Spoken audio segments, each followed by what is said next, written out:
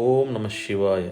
தெய்வத்தின் குரல் முதல் பகுதி, எது சுயராஜ்யம் என்ற தலைப்பில் மகாபெரியவா அருளிய உரை. சுதேசி சுயராஜ்யம் என்று இப்பொழுது எல்லோரும் சொல்கிறார்கள். ஆனால் நடை, உடை, பாவனை எல்லாவற்றிலும் வெள்ளைக்காரன் மாதிரி இருக்க வேண்டும் என்று முயற்சி செய்கிறார்கள். இவைகளெல்லாம் உள்ள மட்டும் நாம் பரதேசிகள்தான். நம் நாடு பராதீனத்தில் உள்ள ராஜ்யம்தான். வாஸ்தவமான சுயராஜ்யம் வரவேண்டும் என்றால் நம்முடைய தேசத்தின் ஆச்சார அனுஷ்டானங்கள் எப்படி இருந்தன என்பதை கவனித்து இப்பொழுது இருப்பதை அப்படி மாற்றினால் நல்லது என்று உணர்ந்து அதற்கு வேண்டிய காரியங்களை செய்வதுதான். நம்முடைய தேசத்து பழைய வழக்கங்கள், தர்மங்கள், ஆத்ம சம்பத்துக்கள் மாறாமல் இருக்க வேண்டும்.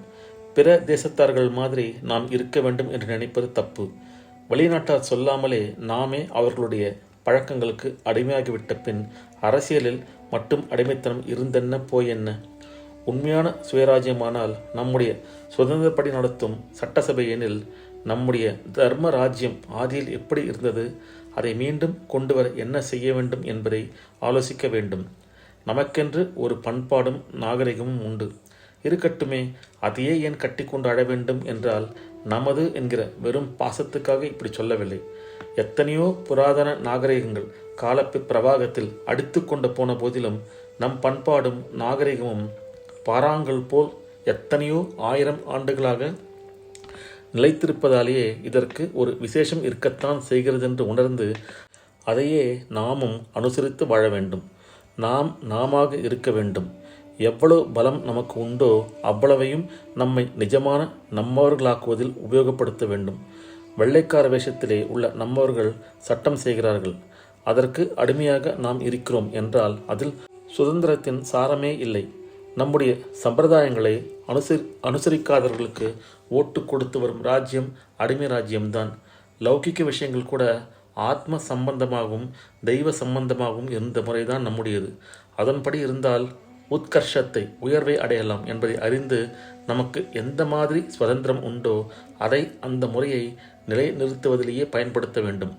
தர்மம், தொழில்முறை முதலியவைகளை அறிந்தவர்களையும் அனுஷ்டானம், ஒழுக்கம் உடையவர்களையுமே ராஜ்ய நிர்வாகத்தில் வைத்து பார்க்க வேண்டும்.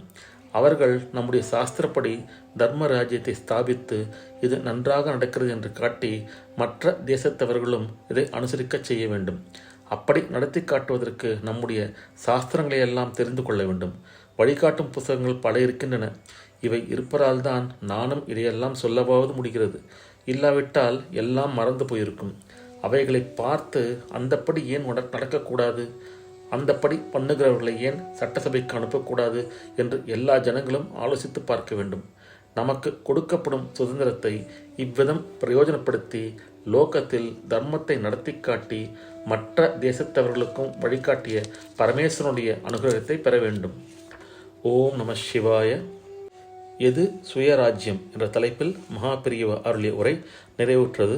அடுத்த பதிவில் அறமும் அன்பும் அரசாங்கமும் என்ற தலைப்பில் மகாபெரியவா அருளியதை பார்ப்போம்.